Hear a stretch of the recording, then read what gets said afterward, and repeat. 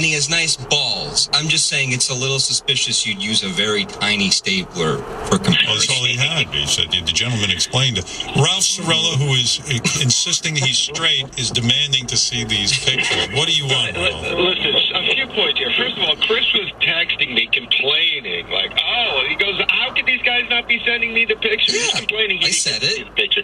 And I jokingly said, I thought you were going to send it to me. Anyway, also, I think, all joking aside, in all honesty, I think Chris is holding back here a bit with this guy, because I think this is the kind of person who kind of disgusts Chris, who's going to naked gay sex parties and just kind of giving the gay community